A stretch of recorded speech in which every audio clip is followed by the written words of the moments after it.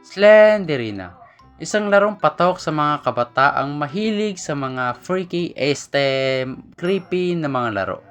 I can never play Fortnite again or even create content for you guys. Hey yo, what's up everyone? It's me over you on PH at welcome na naman sa panibagong video. At welcome sa larong Slenderina. So basically, naisipan ko na why not laruin natin lahat ng game ng developers. And naisipan ko why not simulan natin sa larong ito, ang Slenderina. So, katapos ko lang actually laruin yung Five Nights at Freddy's. Di ko na nalaro yung custom night kasi sinubukan ko at sobrang hirap niya at nakakasawa na siyang laruin kasi sobrang hirap. Kaya naman, babaguhin na natin ang ating laro. Alright, so help tayo. Ano to? Help. Pick up 6 items and get out through the exit to win. Don't look at Slenderina. Good luck. Okay, so we have, what is this? We have 4 levels I think, or 4 maps. Meron tayong the warehouse, the hotel, the yard, at the swamp. Okay, so simulan natin sa warehouse. Difficulty. Syempre, dahil ako'y mapakagaling. Syempre, ang galing-galing ko. You know, nakita niyo naman siguro yung gameplay ko sa Five Nights at Freddy's. Ang galing ko talaga. Nanalo ako sa Night 5 at Night 6. Syempre, alam mo yun na yung pipiliin ko. Ang easy. Yes. Ano to? This door is locked. You have to find 6 items to open it. Alright, so nasa isa tayong warehouse. Alright, well legit. Sarado nga talaga. Okay. Okay, so wala wala tayong story dito. Wala bang wala pa eh. Alright, so dahil walang story tong Slenderina, I mean, alam ko meron, pero gagawa tayo ng sarili nating kwento. Isang nakakatakot na kwento. Isang araw, may nagtatrabaho na trabahador, halangan, na pangalan ay Jivan PH.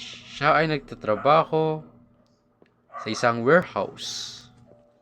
Yun. Wow, di ko pa nalalapitan. Nakuha ko na agad ang galing. Habang siya ay nagtatrabaho, naisipan niya mag-overtime. Habang siya ay nag-overtime, di niya na alam na siya na pala ang mag-isa sa warehouse na ito. Hay! Slenderina, nagkikwento pa yung tao eh. Paipal. Habang siya ay nagtatrabaho, biglang nawala ng kuryente.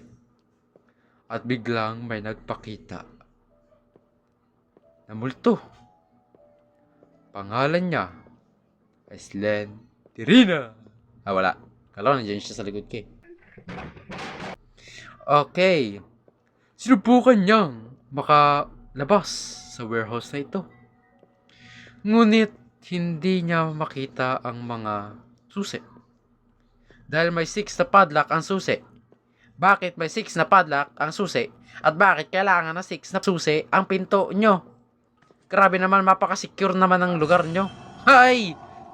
Ano ba yan? Pa-epal, nagkikwento yung tao eh. At doon na nagsimula ang kwento. Kailangan niyang hanapin ang 6 na susi ng pintuan na may 6 na padlock. Bakit ang dilim dito? At bakit wala akong wala akong flashlight?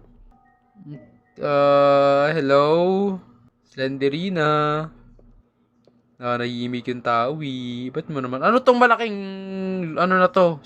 Ano na to? Hello po? Kailangan ko lang po na susi. Yung screen ko gumagalaw. Ay, gisa! Ano ba yan? Ay, nako. Ano ba to? Kapag ang haba naman ng ano na to, pag ito sa dulo na ito walang susi o kahit isa magwawala ako. O may paikot na naman. Ano na naman to? Laki, ang lawak naman ng warehouse na to. Pag ito walang kasusi-susi. Ayun. Kala ko wala eh. Magwawala sana ako eh.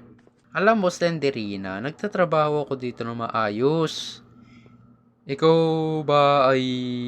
Bakit ka ba na dito? Ha? Ano ba problema mo? Ay! Ano ba problema mo? Oh. What if, no?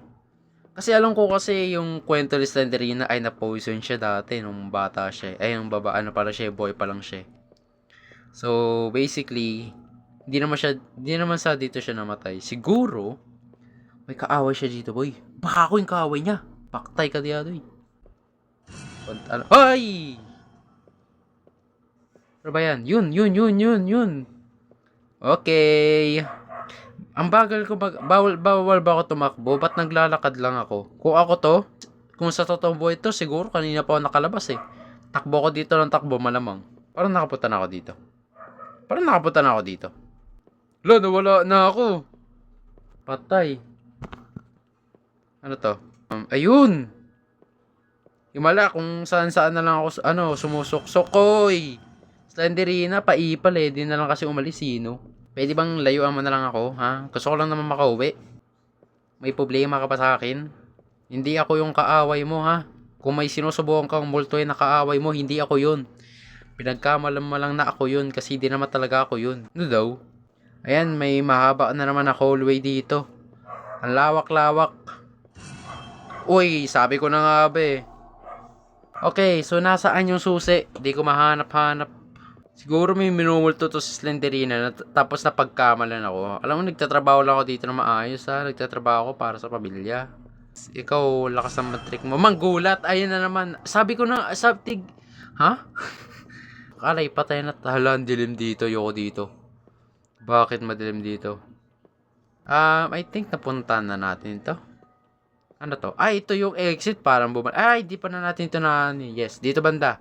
Hindi pa na natin ito pupuntahan. Dito banda. Let's go. Dito banda. I think may susi dito. Andito na sa likod ko. Boom! Wala. Kala ko nasa likod ko siya. Hello? Parang napuntahan ko lang din to. Excuse me, pero parang napuntahan ko lang din to. Kakaikot ko, makakabisado ko na tong lugar eh. Hoy! Pag ako inatake sa puso, sige, ikaw magpapa-hospital sa akin ha. Teleport mo ako doon, marunong ka mag-teleport eh. Ikaw, kapag talaga ako naparuhan, ako po. Pag ako walang makita susi dito, ba't ko pa binabalikan yung dapat di ko nabalikan? What? May lugar ba akong di napupuntahan? Ako lang ba? O ako ba yung nababaliw lang? Ayawan. Ang weird lang na mukha ni... Aray! Ang weird lang ng mukha ni Slenderina eh, no? Mukha siyang mukhang ingat. Mukha siyang ewan. Basta...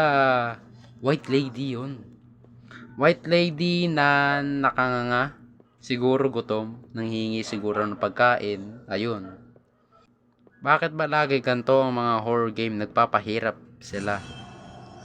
Yan na naman eh. Yung Slenderina na. Pwede bang aray? Wawa, double kill. Double kill yun, ha? Aray, ay, di na siya tumigil. Aray. Di na siya tumigil. Ayan, di na siya tumigil. Wala na. Asan siya kanina? Di ko makita. What? Nagbabaga ata yung niya. Leche. Dito lang pala. Para nakaputa. Well done. And hurry up and go home. Yes. Uuwi na talaga ako kasi ayoko dito. Ayoko na. Sawang-sawa na ako sa mukha ng Slenderina na yan na palaging sumusulpot sa screen ko na ayoko na talaga makita kasi nakakainis na. Kanina pa kasi nagpapakita ka na wala naman akong ginagawa. Gusto ko naman magtrabaho dito tapos biglang susulpot sa akin para gulatin ako. Wala naman akong ginagawa sa kanya. Okay, time to go home. Bye-bye, Slenderina. Kung sino man yung kaaway mo, wag mo na akong idamay dyan, ha? Gusto ko lang naman magtrabaho dito. Ngayon nahanap ko na ang last na susi na kanina ko pa hinahanap. Ay, oras na para umuwi. Bye-bye. Di ko to ikukwento sa mga katrabaho ko kasi pag pinunito ko to, sasabihin nila baliw ako eh. Bye-bye. Congratulations. You found all of the items and managed to keep your eyes from Slenderina. Alright, so that's it for today, guys. So that's it, guys. Thank you very much for watching. If you guys like this video, please like and subscribe. See you into the next video, and goodbye.